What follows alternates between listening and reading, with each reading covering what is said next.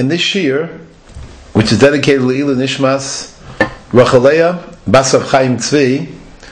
we'll be examining a Perek in Tehillim, which is one of the most heartfelt of all the Prokim, and that is Perek Ayin Tes. There are two other Prokim in Tehillim that thematically are somewhat similar, and they have actually a number of common themes that we find in this Perek as well. I'm referring specifically to Perek Mem Dalid in Tehillim, and also to Perek Ayin Dalid. This particular Perek that we're going to examine is Ayin Tes. Perek Ayin Tes, number 79 in Tehillim, is one of the Prokim which is literally full of the tragedy of Klal Yisrael, tragedy that came about in the wake of destruction that came about as a result of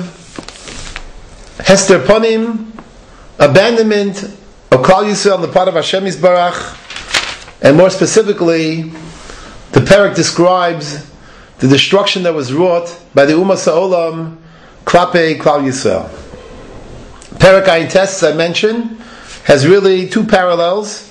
One is Perek Mem Dalid, and the other is Perek Ayin Dalid in Tehillim. We will, in the course of the shiur on this Perek,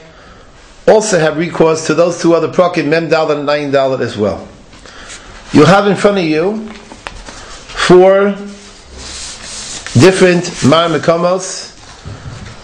On page number 1, you'll see mizmor Ayin Tes, itemized as number 1 in the left-hand column, and the right-hand column, again, mizmor L'Asaf, item number 2. The distinction between these two schemata, as we are wont to articulate, the distinction is in the structure, the overall structure of the particular Perek. We often spend a fair amount of time trying to see the overall structure, because if one has a sense of the overall configuration of the Perek, then one is able to ferret out and really understand with greater precision the divergent and varying strands and themes that are found in the Perek. So here we have item number 1 has the Perek divided into 2,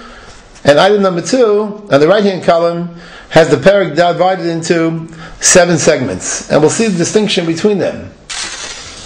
As well, if you look on the second page, you'll see in item number 3, again, here we have divided the Perek, and you'll notice that in the right hand column we have the first 7 psukim, all the way till Ki Achal Es Yaakov Yesnaveu Hishamu, and then on the other side we have psukim Ches to Gimel, again a third schemata, but here we are going to attempt to show the parallels or relationship between the right side, if you will, of the beginning, the first segment of the Perek, and the subsequent segment, which of course is the second segment, beginning with Pasuk Ches, going to Yud Gimel. As well, we will be discussing on the page which has item number 3 on top, a Pasuk which is found at the very beginning of our Perek, mizmor Ayin Tes, namely the psukim that describe what exactly happened, the tragedies that occurred to the Abdei Hashem, the Chasidi Hashem, that are described in very horrific terms after the Goyim came into Eretz Yisrael, and when Matame, the Beit Hamikdash, Yerushalayim was rendered desolate, became Charev,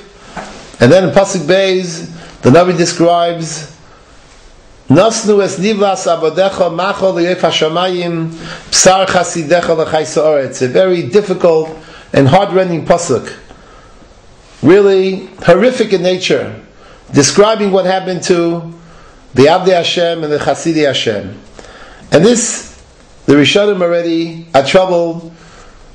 by this pasuk because it seems to be not in sync with another pasuk in Sefer Yirmiyahu in Perek pasuk Aleph that you have in the middle of the page, and there seems to be a contradiction. And again, the attempt on the part of different Rishonim to resolve this contradiction on the bottom of the page,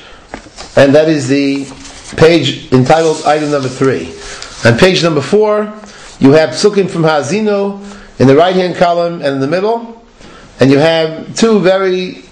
beautiful and famous comments of the Ramban in his Perish to Ha'azinu, and the Ramban as well in his Perish to Pashas Bo, that we are going to extrapolate from in order to shed light on the end of this particular mizmor in Ayin Tes. And of course on page number 4, which has item 5, this is a citation, a tefillah that we recite in the Ashkenazi communities.